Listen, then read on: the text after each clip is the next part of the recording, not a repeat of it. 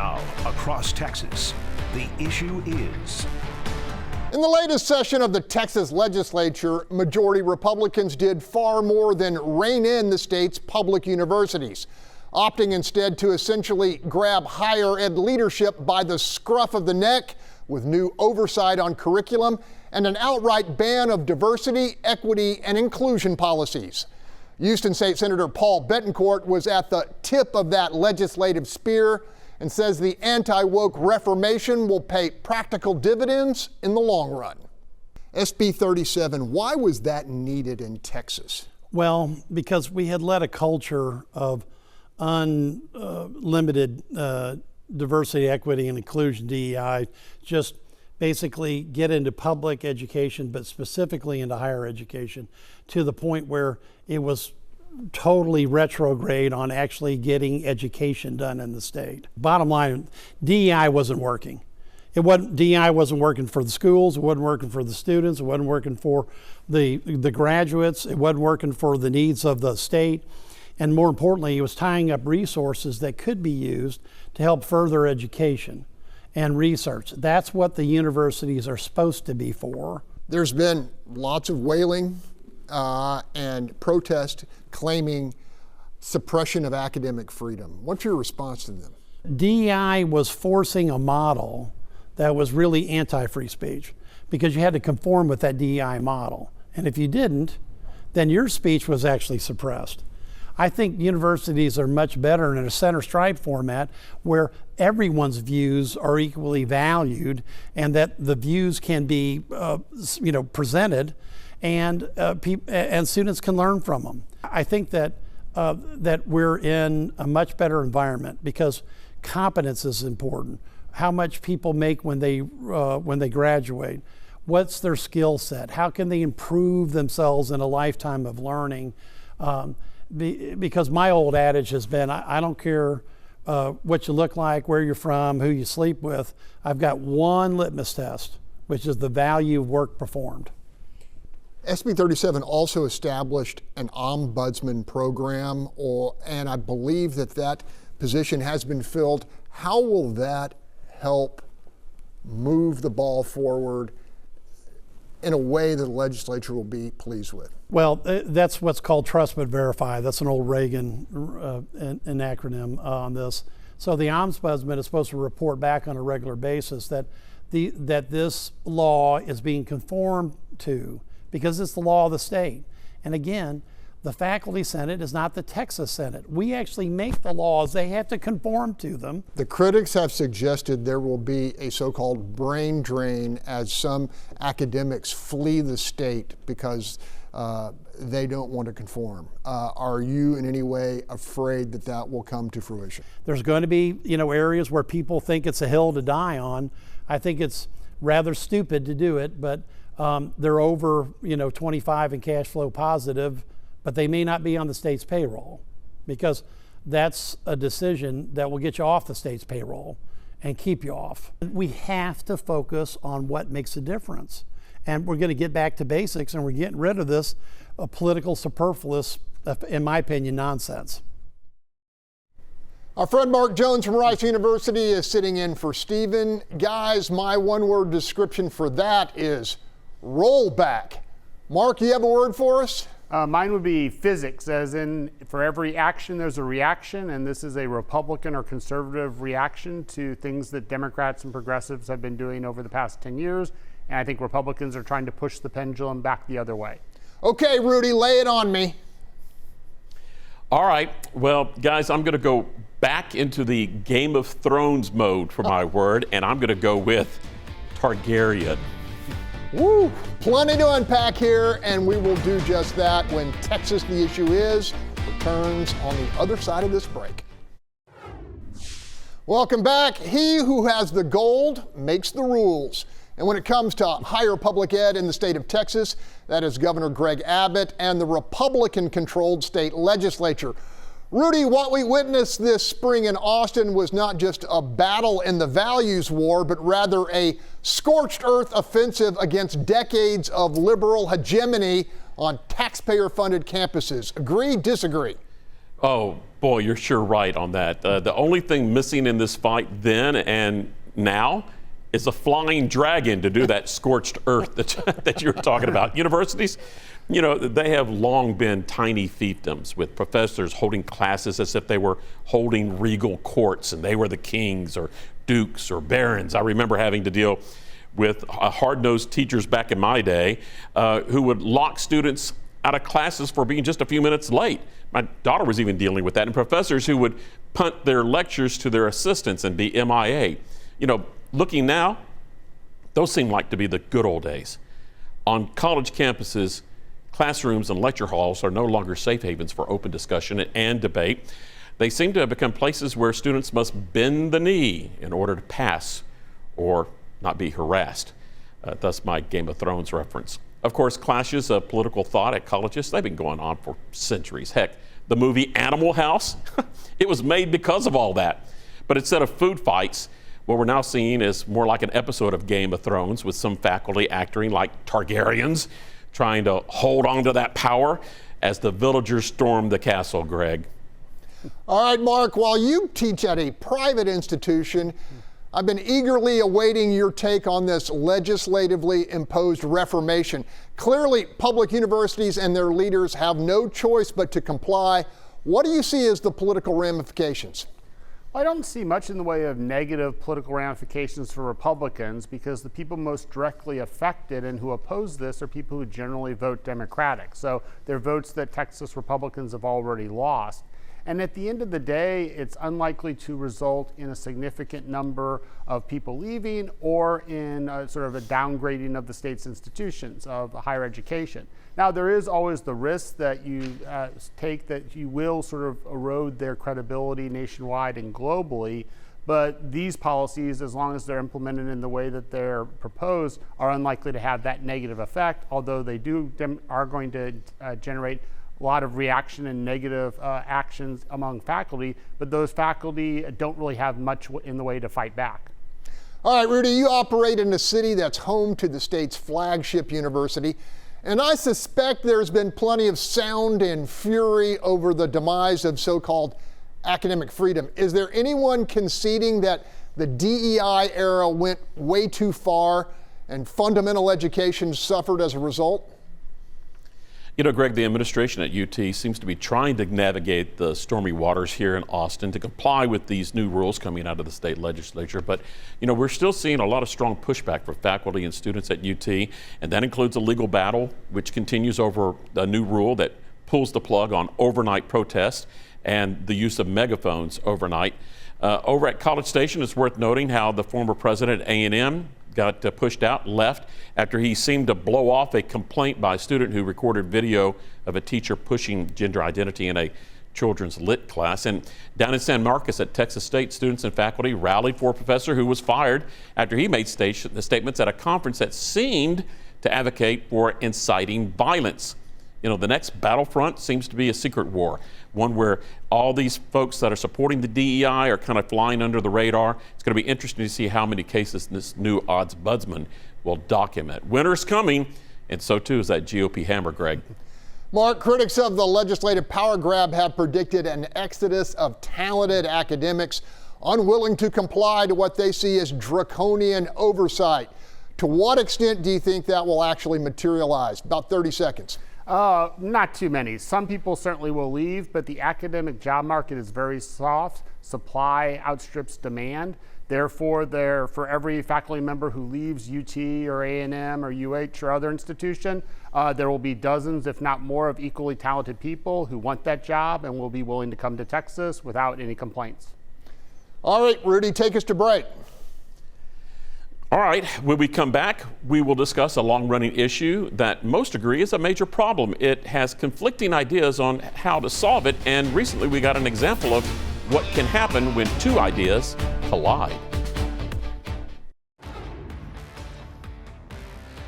Welcome back. The issue up for discussion is the long-running fight over what to do with the homeless crisis all across Texas. It's no longer a problem for just urban centers. Even small towns are dealing with the homeless and transient problem.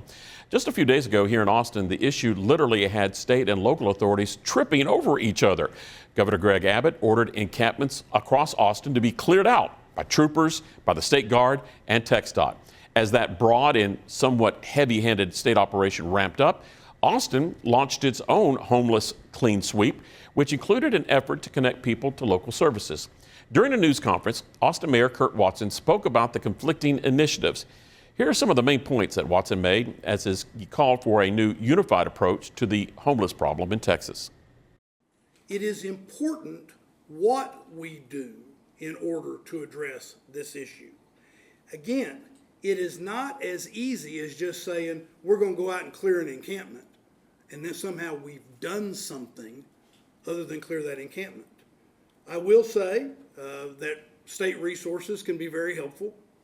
I'm frankly glad to see some participation. We have, the local governments, including the city of Austin, have badly wanted state resources to be put into issues related to homeless, and there's not enough, including money to be put into brain health and mental health issues to help with the issue. In fact, during this last session of the legislature, there was a very good bill that the city of Austin worked in a bipartisan manner with State Senator Tan Parker. It was a very good bill that would have helped with things like navigation services, it would have helped with sheltering, and it would have put a lot of money into it. But that bill didn't make it out of the legislature. Again, seeing some resources can be helpful, but again, it is how you go about doing this that is important. Now, sending in the State Guard, the National Guard, DPS, that can make you look tough. And that's the current MO of some right now, but it does not solve the issues. Empathy is the key word, not toughness. Empathy is the key word. All it does, if you send some group in just to clear someplace, is move the problem. It just moves the problem. If you're not doing the real work of helping the human that you're dealing with. We have a standard operating procedure, and our standard operating procedure is we identify a place that has an encampment. We give notice to the people, the humans that are living in this space. We offer services, and again, I want to be clear, it's social services, it's healthcare services, it's shelter services. We offer those up. We allow them the opportunity to collect their items, and we restore the area, because the goal is to end the problem. Now, I can't tell you what the state does. They go in and they with a show of force, and they may clean it up, but we don't know where they're sending anybody, and we don't know how they're going about doing that. So we're not into the problem. What you're getting at the state level is short-term action for a long-term issue. Bottom line is, to all this, we're happy to try to make sure things are done the right way. Heck, I'm willing to have Governor Abbott come with me, and I would love to walk him through what the whole system looks like. I would love to have him come and see the level of intensity that we put into addressing this problem, as opposed to just having press releases go out saying, here's what's going to happen. Certainly an interesting invitation and a compelling pitch. But Austin's track record dealing with the homeless and transient community is far from a winning record. It's a problem of empathy becoming enabling. And this is not just a case of the city and state butting heads. Greg, Austin has been pretty heavy-handed with local neighborhoods, my way or the highway, and you've seen that problem right in Houston.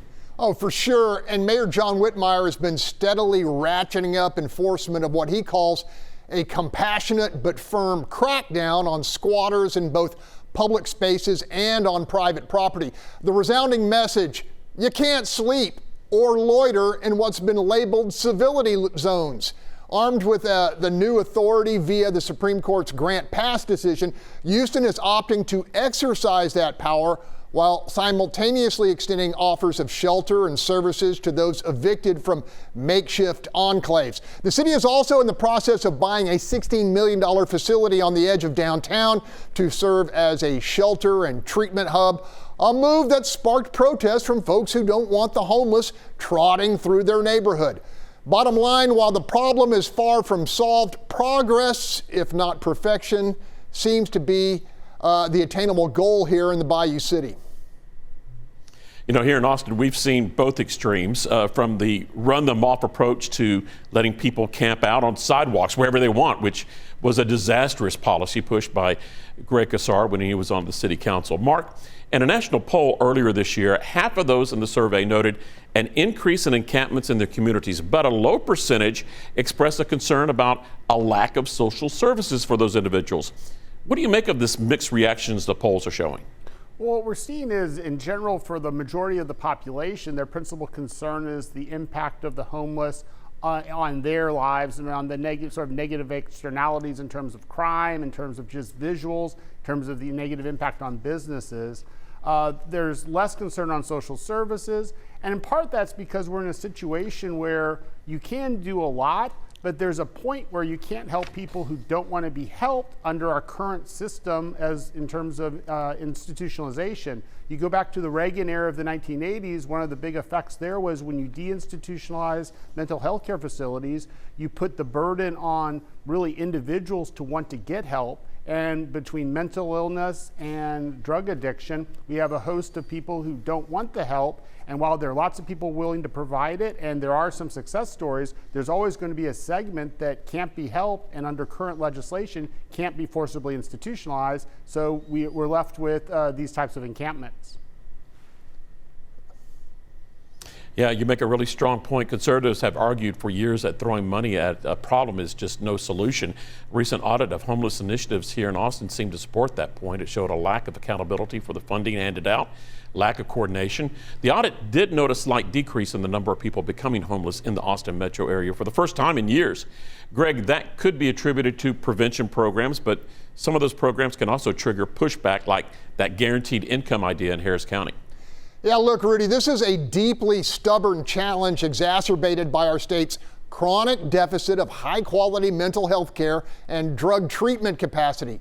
Folks with unaddressed mental illness or addictions often reject help, even when it's extended. Mark was talking about that. And they form the most intractable cohort of this population. Bottom line, we should offer a hand up to those suffering hard times. That's the easiest lift, and at some point you have to deprive the mentally ill and substance abusers of their freedom when their unaddressed conditions repeatedly inflict damage on society at large with zero end in sight. Rudy? Yeah, the administration now calling for more civil commitments, linking federal funding to treatment requirements. Mark, you touched on that. Austin Mayor Kurt Watson described that as the tough guy approach, which can also apply to immigration enforcement. Some polls seem to indicate the midterms will be a referendum on Trump's tough approach. What's your read?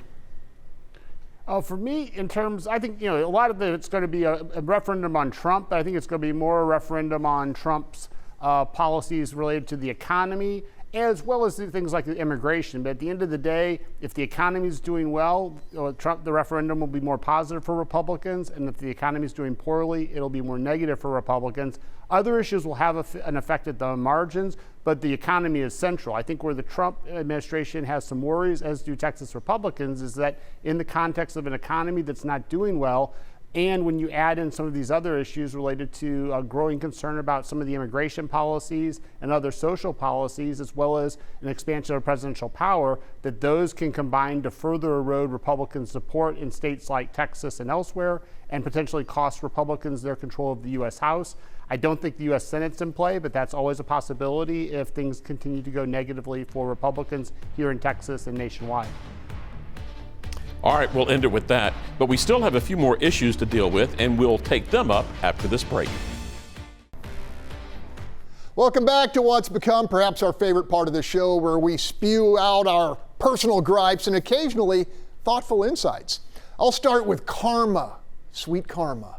We all saw it recently in the American League Championship Series. It started when former Astro World Series MVP George Springer, who's now playing with Toronto, stepped to the plate in Game 5 only to get hammered directly and excruciatingly on the kneecap with a 96-mile-per-hour fastball, an injury which had the potential to end his career. As Springer crumbled to the ground in agony, the fans in Seattle responded with unbridled glee, actually cheering the injury inflicted on Springer with no hint of concern for the well-being of a gifted athlete. Most of you know what happened 2 games later when a hobbled but courageous Blue Jay stepped to the plate in the pivotal series finale and then ripping a go-ahead game-winning Springer dinger into the left field seat, securing a berth in the World Series and teaching the utterly classless Mariner mob a lesson perhaps they'll finally learn. That is, karma, it will rip you a new one. Mark's been doing some polling on immigration. What can you tell us? Oh, this is a University of Houston, Texas Southern University poll. It found that Texans are split down the middle in terms of their approval of the Trump administration's approach to immigration. 51% approve, 49% disapprove. There are some differences, though, in the sense that a plurality believe that the Trump administration's immigration policies will reduce crime, but a plurality also believe that the Trump administration's immigration policies will adversely affect the Texas economy and make it weaker. All right, my extra issue is the NIL transfer portal. The debate has hit a full court press in the college basketball world for some high-profile coaches. The most recent slam dunk coming from the head coach of the University of Houston, Kelvin Sampson, who said the new rules are making a mockery of college basketball. You know, in a way, he's right. You know, these kids going to the highest bidder, to the bagmen, the booster bagmen. But to be fair, the one and done pivots, they were already going on with the kids going from the college hardwood to the NBA. Top players have been making jumps for years, and so have coaches. Only now college boosters are getting into the play. Sampson is right. It's a problem. It hurts the game, and it's all the fault of the bosses at the NCAA. They allowed universities to take advantage of their kids for decades. This all began with the heavy-handed crackdown on kids getting paid for autographs and making commercials. Now, amateur sports on the college level has gone pro, and the game may never be the same. So we will be back next week